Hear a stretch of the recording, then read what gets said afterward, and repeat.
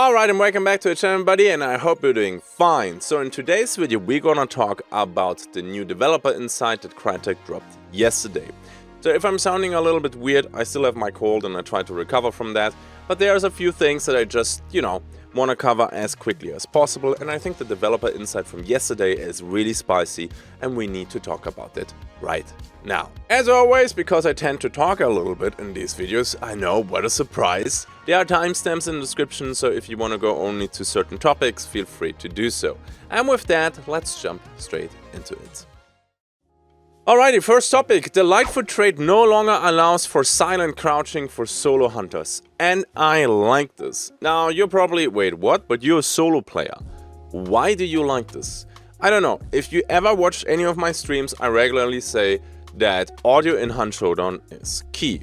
You can basically see with your ears, because the audio of the game, most of the time, it took a little bit of a hit since 2.0, is really, really good. So taking away the silent crouch walking, I think, is a good thing. Now, there are a couple issues now, of course, with this. First of all, playing solo against duos and trios is difficult since they adjusted the matchmaking, because I said during one of my streams, okay, if they take this away from the solos, which I think is a good thing, they need to give us something else. And people were like, well, back in the days, you didn't have silent crouch walking either, so what's the problem? Well, back in the days, the matchmaking worked a little bit differently, and I as a solo do not get matched with 3 6-stars, while being a 6-star myself. So right now, the reduction in MMR for queuing is rather low when you go in as a solo. Which, with Lightfoot was kind of okay, but Lightfoot was a must-have perk right after Necro. So this is the issue. Don't get me wrong, the previous matchmaking that we had back in the days, that I dropped somehow to 3 stars and then went up against 3 stars because I played a crap ton of meme loadouts back in the days, that was not a good thing either, so we need to find somewhere the middle ground. Take away the silent crouch walking for solo hunters because I think it's dumb. Ever fought as a solo against another solo in the woods and you both have Lightfoot? Yeah, that is kinda awkward. So I like this change, but I would like to see some sort of compensation for solo players. Next, what do we have here? Ooh, revive bolts are now scarce. I probably butchered the pronunciation of that one again, but I don't care because I'm not a native speaker, thank you very much, and can only be looted from dead hunters and come with less ammunition. We plan on revising them further in future updates. I think this change is not good. Now hear me out. I know a lot of people think that the revive bolt is not good and not fun to play against, and I agree with you. However, making the armor basically scarce means it disappears.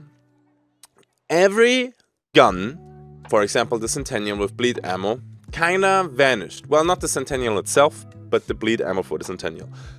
I think in the last couple of weeks and months, I got shot by one Centennial with bleed. Don't get me wrong, I like the Centennial that it does not have bleed anymore from the get-go, but making something scarce means it just vanishes.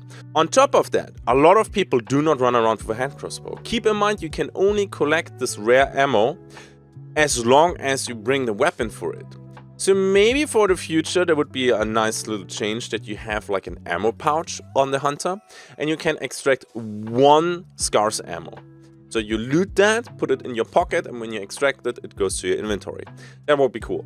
For a general review about the revive bolts, I think the main issue is that you revive instantly without any, indication for the enemy team that somebody is standing up. It's very difficult to hear that. So maybe you need to shoot somebody with the revive bolt and then, I don't know, maybe you can hear some gas exiting the bolt or something like that, so that would be the audible cue, and after like 3 seconds people stand up. Something like that. I think the main issue with the revive bolts is the instant revive, and that's it. That's what needs to be addressed. Some people said, well, make it maybe a revive cloud, and after a couple of seconds in the cloud people get revived.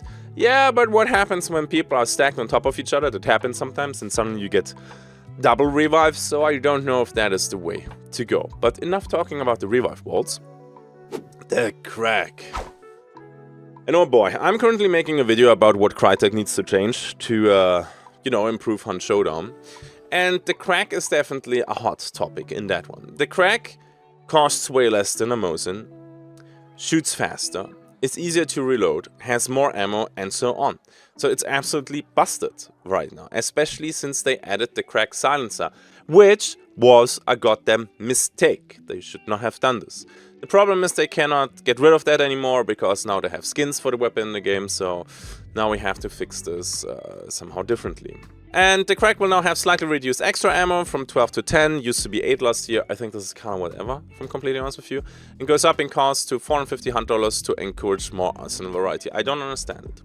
Now, this is the price from the Krag that we have on live servers, and this is the price from a standard Mosin on live servers. And I don't really understand. Yeah, sure, when you do the clip reload with the Mosin, it reloads faster, and it has more damage at longer distances. But this will probably not change much. People will still take the Krag over the Mosin because it's that damn good. And 450 against 600 plus, I don't know, I don't see why the Krag shouldn't be even more expensive. On top of that, they should nerf the Krag silencer specifically.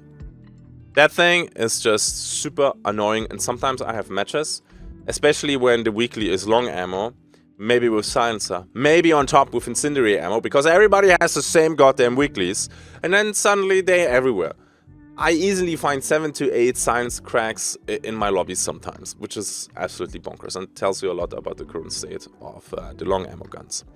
Alright, but I take this as our start. One more thing though, I know I'm talking so much. Nerf the Krag silencer and not all silencers. Super important in my opinion. Because nobody, I think, argues that the Science Vetterli, the Science Winfield, the Science Nagant, Science Sparks Pistol, let's see. But nobody argues that those guns are meta or broken or whatnot, right? They can be fun to play, sometimes they're good, but they play in a different league and not in the top one. So please, when you nerf the Krag silencer, that gun and not all silencers, because otherwise this would be kind of stupid. Next, the Uppercut will be made cheaper again, dropping to $310. Okay, nice. So this is the current price on the live servers. I think it's a little bit over 400. Yeah, good. I don't understand why we nerfed the Uppercut more and more and more, although everybody knew it was kind of garbage. Now, why do people still take the Uppercut? Well, long ammo has better pen, although with the pen rework, that's not even that true anymore. And back in the days, well, you used it because you could one-tap people that lost a small bar. That's not the case anymore. And for ammo stacking, which is also not that much of a case anymore with how you resupply your guns now. So stacking the ammo does not give you double the supply when you loot a box, just you get it from one gun. I still think we will not see a lot of uppercuts, because balancing by price is just not good. Balancing by price should be your last option, and you should do everything else first, because for a few people, money doesn't matter. Money doesn't matter, they just buy what is best, okay? And I think that a lot of weapons, for example, the Spitfire and other stuff, rate of fire becomes more important, and being able to two-tap people, for example, with an officer, with a new army, or with a Spitfire. Yeah, I know, the moment you hit limbs, it's a little bit less likely that you will do it, but the rate of fire is sometimes more important. And the Uppercut, since it cannot one-tap anymore to the body, which is like a thing since a long time, I don't know if this will bring back the Uppercut, but nerfing the price or dropping the price, I think, is good. Although I would have loved to revert some of the changes, because I think the Uppercut got nerfed with damage, headshot range, bullet drop, reload time, ammo supply, and yeah, in money. Like, that thing got nerfed into oblivion, which, don't get me wrong, that thing was meta for such a long time that I understand why they did it, okay? But the last 3 nerfs, I think they were not justified anymore. Next! Ooh, the Surefoot trait will no longer have faster crouch speed and will go up in cost to 6 upgrade points. Okay, I mean, Surefoot is really good. Really good, because you don't kind of need Physician anymore the moment you have Surefoot, because you just run away while healing. You can cook consumables like frag bombs, and you're a harder target while cooking that, and you can aggressively rush enemies and toss it at people, which is crazy good. And the faster crouch speed together with Lightfoot for solos was crazy good. And now they nerf both for solo. I know, this is for everybody, but the combo, the synergy with Lightfoot for solos was massive, and now they take the whole combo away, not just fragments. So I think making it 6 points or removing the faster crouch speed would be fine. There's no need to do both. But hey, as always, let me know in the comment section what you think about this. Next, it will now require 3 bear traps to kill an enemy hunter, allowing players to avoid using a single tool slot's choice, which allows for easy insta-kill trap setups on their own without using explosive extra blah blah blah, or the frontiers man trait. No, I dislike this heavily, because this was also a way to nail down solos that you don't and you didn't have fire. So the bear traps, maybe you can place 3 under them, I never tried that. But honestly, if you really die a lot to bear traps, Vigilant would be a thing. And I think lots of people just didn't buy the trait. And then they vault through a window and get their balls snapped off. And I'm like, yeah, dude, tough luck. Look at the floor first. But okay, this is where they want to go. Funny thing is that the Concertina Poison Tripmine combo is still not working. And is still not killing. So is this an overall direction for nerfing all traps? I don't know. Because I tried it in the shooting range to run through a Concertina Poison Trip Mine, and it's not killing me. So maybe the slow value from the Concertina Trip Mine is not correct, because they fixed that, and then with a later update, they effed it up again. So yeah, not a fan of this. I do understand why they do it, but I think the usage of bear traps will just drop down to 0. Or 0 is maybe a bit rough, because in duos, most of the people have resilience anyway. So you need 2 to 3 traps then to kill somebody who gets necroed. Tough. And can I place 3 bear traps under a solo that I downed? Maybe. Not a huge fan of this. With all the things going on out there, I think nerfing the bear traps was not necessary at all. Next. Melee tools will cause more damage to targets, and there are more in-world melee weapons spawned near boss targets lurking. Oh my god, thank you so much. Thank you so much. But I think... Okay, now, a little bit of backstory. They nerfed melee tools because they were too strong against bosses, and you can just knuckle knife the butcher and GG easy peasy lemon squeezy. I get that, so they nerfed that. But at the same time, they removed all the melee world weapons. Yes, I say removed. I know that there's like a very low spawn rate, but the spawn rate of melee world weapons around the boss lair is so low that nobody bothers anymore looking for it, okay? So I'm gonna call it removed. And then they removed that, and suddenly you're kind of stuck here. Okay, I can't use my melee tool, and you removed the world melee weapons. It was extra spicy back in the days because they implemented the spear, and the spear was just... it deleted the bosses. So you nerfed the melee tools, but then you... So this is good. I think melee tools will cause more damage to targets was not necessary the moment you bring back the melee world, in-world weapons. I think it would have been enough to bring those back. But I take this. Because honestly, it's not about killing bosses in this game. Okay? No, it's not. It's about the PvP, and the bosses exist to funnel people together to enable this PvP. That's the only reason. Okay? Nobody plays this game and fires it up and is like, oh, today I want to kill the butcher 20 times. At least not me. Okay? So everybody with a little bit of playtime is looking for some PvP. Maybe for the bounty token. Sure, I get that. But bosses are just to, you know, whatever. So I like this. I think both of it not necessary. One of the two would have been enough, but I take it over what we have right now. Next.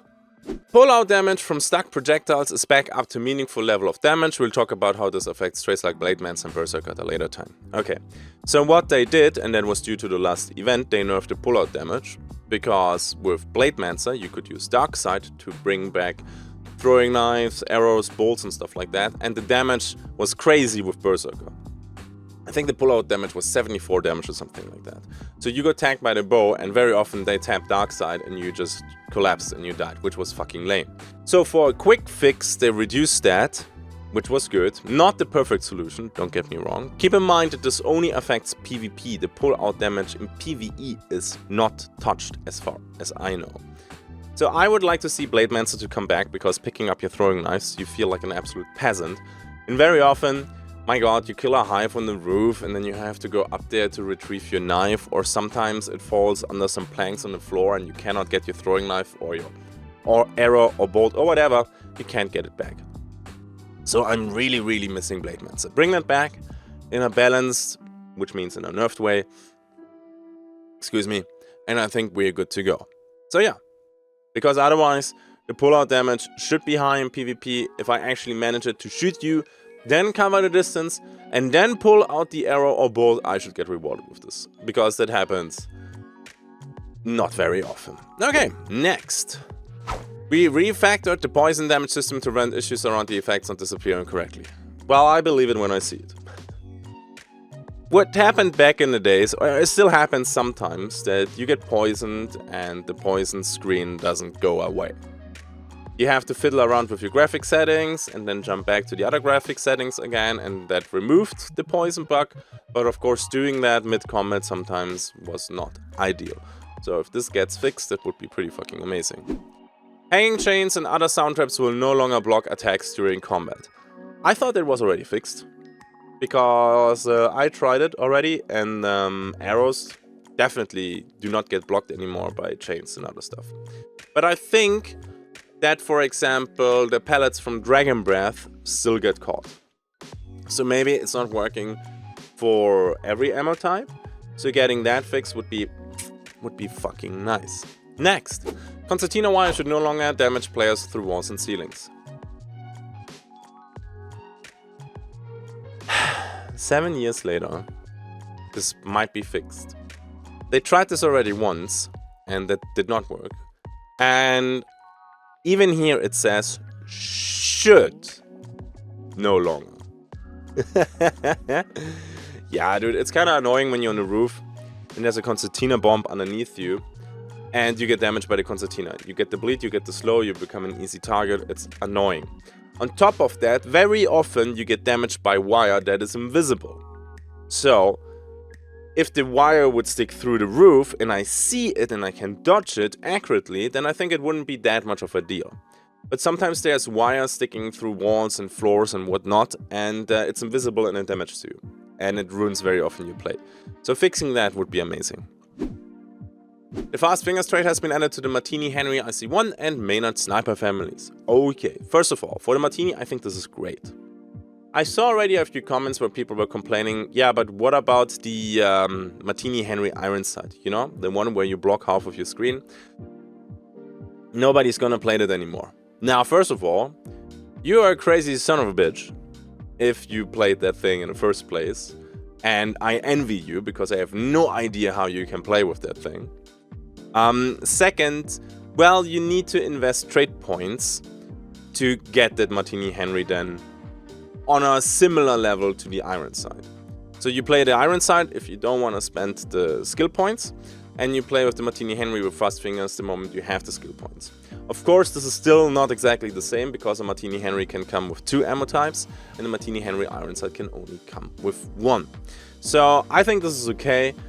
If you want to sacrifice the skill points to play the Martini Henry a little bit faster, sure. If you don't want to sacrifice the skill points and you can play actually with this massive chunk of metal blocking half of your screen, I'm kind of exaggerating right now, or am I? Then just keep playing the iron side. The next thing though is the Maynard sniper family. I didn't see an animation yet how fast it will actually be, because you have this 2-step reload, right? So hard to tell how strong this will be, because the Maynard sniper, especially the silencer together with bleed rounds, is kinda strong. Okay, I mean, crack shot is gone right now, but very often I joke that this is basically a very good shotgun. And sometimes I'm not so sure if I'm actually joking or not. So with the Maynard sniper, I think we will have to wait how fast it actually is. Otherwise, adding the fast finger trade to the Martini Henry, I think that is a good thing. Next. The bolt thrower trait now also works for the bomb lance and bomb launcher. Finally. Nice. Dude, I was waiting for this for forever. Reloading the bomb lance or the bomb launcher is like... My god, it looks like a PowerPoint presentation. It takes forever. It's already not super strong. Okay, it's fun. It can be valid in some loadouts, but it's definitely super far from being the strongest in the game out there or from being OP. So adding bolt thrower to the bomb launcher and the bomb lance might be good. Or I think it's good. I say might, because what happens now when you play the bomb lance with the waxed frag charges and bolt thrower can be a little bit mean. But overall, I think this is a great change, and I can't wait for that to happen. Weekly challenges are now coming in random weekly sets to reduce the chance of individual weapons dominating entire weeks. No shit! Okay, finally. That was one of the questions in the latest surveys, if I remember this correctly. And apparently most of the people are getting sick of seeing the same weapons for a day or two whenever new challenges drop. So this is great. Thank you very much. Awesome. This is awesome. Nothing more to say. Keep it at that. Let's jump to the next one. The Conduit trait now gives solo hunters double the stamina reward and progresses 2 clue steps with 1 interaction. Okay, I think Conduit for solos is garbage right now. Because first of all, you get only 3 minutes of stamina. Normally I take a stamina shot, the big one, that gives me 10. So if I play single bounty and I have Conduit, I take the first clue, I get 3 minutes of stamina. But 2 clues get triggered. And then I take maybe another clue, and then I get a total of 6 minutes. So this change right here means that I get, when I take 3 clues, 9 minutes of stamina compared to the big stamina shot of 10. So I think that is good, because for me personally, it was all about the stamina reward and not about the clues. Because everybody with a little bit of experience, all the veterans out there, they have no problem finding the boss, but you get kind of punched in the face when taking Conduit, because first of all it takes up a trade slot, and trade slots are difficult to handle, especially during events, because there's just so much that you need. And then you even miss out on 1 stamina reward. So yeah, I don't know how good Conduit will be then, but it's definitely better than before. Next, the Vetterli has been given an improved rate of fire in ADS with the Iron Eye trait, while the Centennial's rate of fire has been reduced slightly at the same time. Now, how much is though improvement and reduced slightly? It's a little bit of a shame that they don't give us any numbers here. Now, the Vetterli, I think overall is a pretty balanced weapon. And keep in mind that you get only this improved fire rate in ADS. ADS means aiming down sights with Iron Eye trait, right? So if you don't have the Iron Eye trait, you don't get the improved fire rate at all. Now keep in mind, because I saw people, oh my god, why should I ever pick the Centennial over the Vetterli, Centennial dead. Now first of all, I think you're a little bit spoiled by the Centennial with bleed rounds, where you saw basically non-stop. The Centennial still has an incredibly fast bullet with I think around 600, so almost Mosin level. And on top of that, I think the Centennial also gets a significant amount of more spare ammo. So there's still enough reasons to take the Centennial, and as long as I don't see a side-by-side comparison of the rate of fire of the Centennial and the Vetterli, I think it's hard to judge. Vetterli buffing that a little bit with a precondition that you need the trait for it and it only works in ADS, I think is fine. Nerfing the Centennial even further might be good, and I say might be good because they said that the custom ammo that is scarce might return, and they rotate custom ammo. So maybe next, there might be no Spitzer ammo for the Mosin, right? And the Centennial gets the bleed rounds back. And then we will all be very, very happy that the Centennial got reduced slightly in rate of fire. All just speculation, but I would say we wait and see what happens with 2.3. Players can now disarm and pick up Dark Dynamite satchels, storing them back in the inventory if they have a free slot. Okay, a couple things. First of all, Dark Dynamite satchel is basically non-existent in the game. It's tough to cover the sound of the Dark Dynamite satchel. You can kind of do it when you place it on a dead Hellspawn, for example, or next to tokens that are not picked up, because there's a little bit of an ominous sound, and that might cover the Dark Dynamite satchel sound. I think I died to Dark Dynamite satchels 2 times since they got introduced in August 2024. Giving me the option to pick it back up. Sure, I don't know how often I will take it then, but it's definitely an improvement. One thing that I'm gonna say though, and this is really, really important, apparently they can make it that you can pick up traps again. It would be amazing, like literally amazing, if I could pick up my own Concertina poison trip mines, my alert trip mines, my bear traps, and put them back into my inventory as tools. My god, please, one day, give us that. Because very often you trap the boss slayer, but all the extractions are on the other side of the map, so what happens? Nobody's coming to your boss slayer. You place all the traps and they're kind of wasted. So yeah, that would be a nice change in the future. And that's it. If you enjoyed today's video, don't forget to drop a like, and if you want to see more analysis about upcoming changes to Hunt Showdown, and also some gameplay and also some variety over the next couple of weeks, consider subscribing. That would help me out and would be very, very nice of you. And with that, we roll the outro. So I have to say a little bit of a clickbaity title there, but all the changes that they're doing are going in the right direction. As always, a big shout out to my patrons for being absolutely phenomenal when it comes to support. You guys are just amazing. Thank you for watching. What else should CRYTEK change in your opinion? Don't forget to drop a comment. I'll see you in the next one. Until then, have a good day and bye bye.